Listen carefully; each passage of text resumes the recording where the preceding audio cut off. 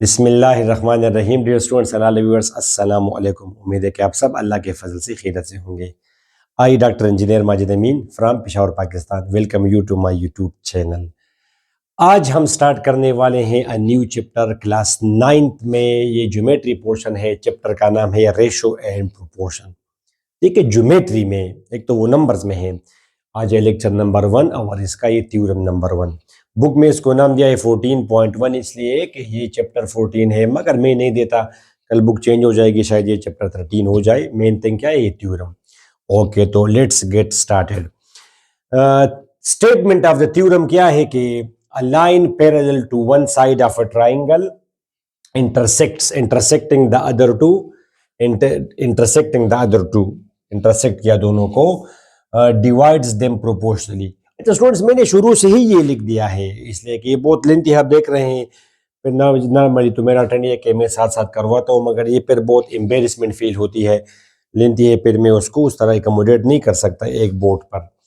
ठीक है, साथ साथ अगर हम करेंगे तो ठीक, और टाइम भी लगेगा, टाइम भी बच जाएगा। तो आज मेरा इरादा है कि इस चैप्टर के 4 थ्योरम्स है, तो ये सारे मैं कर दूँ, इस तरह डिस्कस कर लेते हैं। ठीक, तो 1 घंटे में 4 हो जाएंगे, अदरवाइज तो 1 घंटे में नॉर्मली मैं 2 लेक्चर्स रिकॉर्ड करता हूँ, तो मेरा भी फायदा होगा, आपका भी। स्टूडेंट्स बार बार मैसेजेस करते हैं, सर जी क्लास 10th शुरू करें। चलिए एक हफ्ते में 9th खत्म करते हैं। ठीक है, समझ आई। A line parallel to one side of a triangle. ये एक ट्राइंगल है ए बी सी, ग्रीन, ये इसकी एक साइड है ए बी, इसको हमने एक लाइन पैरेलल कर दी। ये तो ब्लैक तो हमने फिर बाद में बना दी लाइनें, फिलहाल एक ही लाइन है, ये रेड के एल, ये एक लाइन है। तो a line parallel to one side of a triangle intersecting the other two divides them proportionally. Okay. To prove, अच्छा, given a triangle ABC in which KL side is parallel to, ये parallel का symbol है AB, ठीक है। KL meets intersecting the other two, तो आप लेंगे कि KL meets AC and BC at distinct points K and L respectively, K and L। ठीक है, लाइन तो इसको पैरेलल है। हमने ये साबित करना है कि प्रोपोर्शनली, स्टूडेंट्स ये रेशो और प्रोपोर्शन आप लोगों ने नंबर्स में सुना है, मैंने आपको कराया भी है। रेशो मींस आप दो चीजों को अगर डिवाइड करें और सिंप्लीफाइड फॉर्म में ले जाए, इसको हम बोलते हैं रेशो। जैसे for example my sweet students, A की वैल्यू 8 है और बी की वैल्यू 12 है, तो आप ए को डिवाइड करें बी पर और सिंप्लीफाइड फॉर्म में ले जाएंगे स्टूडेंट्स 2/3, तो इसको हम बोलते हैं ratio. We say A ratio, ये रेशो का सिंबल है, A ratio B is equal to 2:3, यानी ए को 2 हिस्से मिले और बी को 3 हिस्से मिले, और यहाँ पे एक हिस्से में 2 है, यानी टोटल इन दोनों आप जमा करें 20, total 20 rupees, there were 20 rupees. उन 20 रुपीज को मैंने इन दोनों को जमा करे, रेशो को जमा करे, तो ये हिस्से बनेंगे 3 + 2 5, इसके मैंने 5 हिस्से कर दिए, 5 हिस्से स्टूडेंट्स, एक 5 हिस्से, 1 2 3 4, 20 को मैंने 5 बराबर हिस्सों में डिवाइड किया, तो जाहिर है कि हर हिस्से में 4 रुपीज, 4 समझ आई स्टूडेंट्स आपको। टोटल आपके हो गए 20। अब 2 हिस्से आपने लिए और 3 हिस्से मैंने लिए, 2 हिस्से आपने लिए, सॉरी, तो आपको 8 मिले। एक हिस्से में 4 आएंगे, तो आपको 2 हिस्से मिले, एक हिस्से में 4 है, तो लिहाजा आपको 8 रुपये, आपको 2 हिस्से मिले, सिंपल से, मुझे 3 हिस्से मिले। ठीक है, तो दैट्स वाई वी से कि आपको 8 रुपीज मिले, मुझे 12 मिले, मगर आपको कितने हिस्से मिले? 2। मुझे कितने हिस्से मिले? 3। तो इन हिस्सों को, इनको हम बोलते हैं रेशो। नंबर 1 बात। अच्छा, रेशो की आपको समझ आ गई स्टूडेंट्स। सेकंड पार्ट, प्रोपोर्शन का क्या मतलब है कि अगर 4 क्वांटिटीज हो सच दैट के ए और बी का रेशो और सी और डी का रेशो अगर बराबर हो, तो वी से कि they are in proportion, A ratio B proportional to, proportion का सिंबल है सी रेशो डी, तो मतलब है कि इनका रेशो बराबर होगा। डिवाइड्स देम प्रोपोर्शनली, मतलब ये है कि रेशो बराबर होगा। तो यहाँ पे जैसे लाइन ने, रेड लाइन ने ए सी को यहाँ पे इंटरसेक्ट किया, तो जाहिर है कि 2 हिस्से बन गए, और बी सी को यहाँ पे इंटरसेक्ट किया, तो इसके भी 2 हिस्से बन गए। तो इन दोनों का रेशो और इन दोनों का रेशो बराबर होगा तो वी से के it divides the sides proportionally. ठीक है, तो मैयर सी के डिवाइड बाई मैयर K A is equal to मैयर सी एल डिवाइडेड बाई मैयर एल बी। रेशो, इन दोनों का रेशो और इन दोनों का रेशो बराबर है प्रोपोर्शनली। समझिए आपको। अच्छा, कंस्ट्रक्शन में मैं लिखता हूं suppose the unit of length is taken. हमने कोई यूनिट सपोज किया लेंथ का, ऐसा के सच दैट मैयर सी के इज इक्वल टू पी, ये फिर पी के बराबर है, एंड मैयर के ए ये सी के पी के बराबर है। समझा देता हूं, वेट, एंड के ए ये बराबर है Q K, Q where P and Q are whole numbers. इसका क्या मतलब है? Suppose the unit of length is taken, क्या मतलब है इसका?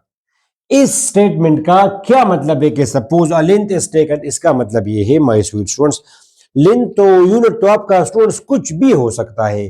मेरा मतलब है, let me take my scale. All right students, for example ये एक लाइन है, यहाँ पे मैंने अंदाजे से पहले मैं करता हूं लाइन, लेट से सिर्फ समझा देना मेरा मकसद है। ये यहाँ पे एक लाइन सेगमेंट है, आपको कुछ नहीं पता ये क्या है। अच्छा, मैं आपको कहता हूं कि आप इस लाइन सेगमेंट को बराबर हिस्सों में डिवाइड करें। बराबर हिस्सों में तो उसके लिए आपने लेना होगा कोई यूनिट। अब वो यूनिट से स्टूडेंट्स ये भी आपका यूनिट हो सकता है। मैं अगर इसको भी यहाँ पे रख दूं तो आप देख सकते हैं स्टूडेंट्स के इत्तेफाक से ये इमेजिन करें कि ये 7 बिल्कुल एग्जैक्टली इस 7 इंचेस हैं, तो यहाँ पे 1 इंच हमारा एक यूनिट है। यू कैन सी, ठीक, इमेजिन करें कि परफेक्टली 7 है, तो यहाँ पे 1 इंच को यूनिट मानकर हमने जब इसको डिवाइड किया तो we got 7 segments of that line segment. तो ये कहा है। अच्छा, अब फॉर एग्जांपल अगर इसी लाइन सेगमेंट को अगर मैं इसको अगर मैं यूनिट मानूं, इसको अगर मैं यूनिट, तब भी काम करेगा। ये तकरीबन 2 यूनिट्स बनेंगे परफेक्टली। तो यहां से यहां तक आप देख सकते हैं एक यूनिट ये बना, यहां से यहां तक।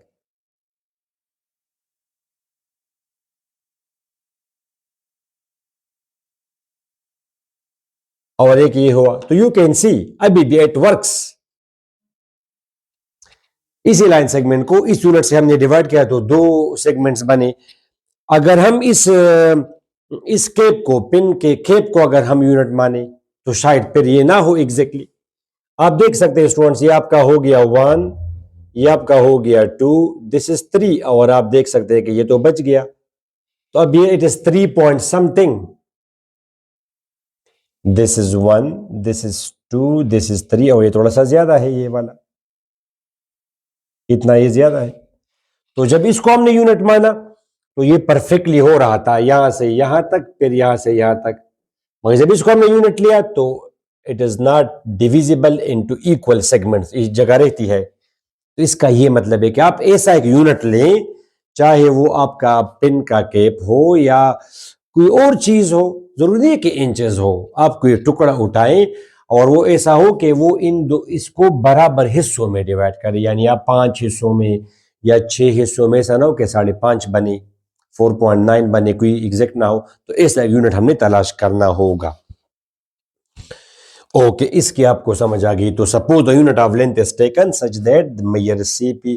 तो अब जब इसको जब हमने यूनिट माना स्टूडेंट्स, इसको जब हमने यूनिट माना, you can see my sweet students, तो एक आपका ये हुआ, और तो इस यूनिट के मुताबिक अब इसकी लेंथ कितनी है? इसकी लेंथ अब 2 है। इसको यूनिट लिया तो इसकी फिर लंबाई 2 यूनिट्स है। तो आपने जब यूनिट ऐसा लिया कि मैयर सी के फिर पी के बराबर है, पी 4, 5, 6 जो भी हो, और मैयर Q is equal to Q units where P and Q are whole numbers. आपने देखा एग्जैक्ट नंबर्स होंगे, होल नंबर्स होंगे, पॉजिटिव 5, 6, 7। आप देख सकते हैं whole numbers 0, 1, 2, 3, 4 they are called whole numbers. Q 0 नहीं होगा, एनीथिंग बाय 0 इज अनडिफाइंड। अच्छा, तो मैयर सी के is equal to Maihar K A divide by मैयर K is equal to P by Q. यानी ये अगर 4 है, फॉर एग्जाम्पल ये इस तरह कोई लाइन सेगमेंट है स्टूडेंट्स, ए से मैंने इसको यूनिट माना तो 1, 2, 3, 4 स्टूडेंट्स, ये आपका हो गया 5। ठीक है, अब अगर मैं ये लेता हूं, ये पॉइंट लेता हूं, तो अब ये हमारा यूनिट है।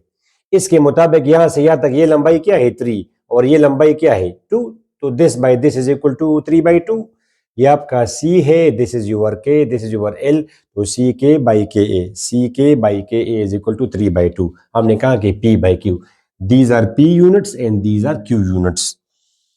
Divide CK into P congruent segments, जाहिर है ये तो CK को हमने डिवाइड CK को इनटू P कांग्रुएंट सेगमेंट्स, इस तरह हमने इसको कांग्रुएंट हिस्सों में डिवाइड, ये एक हिस्सा हुआ, ये दो, इमेजिन करें कि ये इक्वल है। लाइन तो हमने बाद में बना दी स्टूडेंट्स, हमने इसको P 1 2 3 और इसके 2 कर दिए, and KA into Q congruent segments उस यूनिट से, और ये कांग्रुएंट होंगे। स्टूडेंट एक यूनिट आपने लिया, तो जिस तरह इसके से उस तरफ, अब मैंने ये मेरा यूनिट है, आपको तो ऐसा दिखेगा जैसे ये ज्यादा है, मगर इमेजिन करें तो मैंने हाथ से कर दिया कि ये सब एक जैसे है। ये मैंने पहले इसको इस तरह डिवाइड किया और ये मेरा एक यूनिट है, इसकी आपको अंडरस्टैंडिंग होनी चाहिए। Divide CK into P congruent segments and KA into Q congruent segments, from each dividing point draw a line parallel to KL। फिर हर डिवाइडिंग पॉइंट से आप KL को पैरेलल लाइन बनाते जाएं। ठीक है, तो 1 2 3 4 5, तो ये तो 3 लाइनें हमने और भी बना दी, ऊपर और एक नीचे। ठीक है स्टूडेंट, अच्छा अब आप देंगे स्टेटमेंट्स और आप बयान करेंगे इसकी ठोस reason. The parallel lines divide the CA into P plus Q congruent segments, P plus Q। जैसे इन पैरेलल लाइंस ने इस AC को कितने कांग्रुएंट पार्ट में डिवाइड किया? 5 में, 1 2 3 4 5। तो ये यहाँ पे इस स्पेसिफिक केस में ये 3 है आपका, और ये P3 है और Q2 है, तो 3 + 2 = 5। तो ये अगर आप इस तरह के दरमियान में एक और भी लाइन ड्रा कर देंगे, तो फिर तो ऊपर स्टूडेंट्स 6 बनेंगे, नीचे 4 बनेंगे। तो P plus Q congruent segments construction हमने ऐसा लिखा। तो CB is another transversal. Student CB is another transversal. जो आप जानते हैं कि जब पैरेलल लाइन हो, लाइंस हो, 2 हो या 2 से ज्यादा हो, तीसरी नॉन पैरेलल लाइन जब इसको इंटरसेक्ट करे तो इसको हम ट्रांसवर्सल बोलते हैं। तो CB इज ट्रांसवर्सल। ये तो ट्राइंगल इस तरह लाइन है स्टूडेंट्स, ये CB is another transversal. CB inner transversal which cuts these parallel lines। ठीक है, जाहिर है। Therefore these parallel lines divide CB also in P plus Q congruent segments। तो इन पैरेलल लाइंस ने उसको भी P plus Q सेगमेंट्स में divide किया है।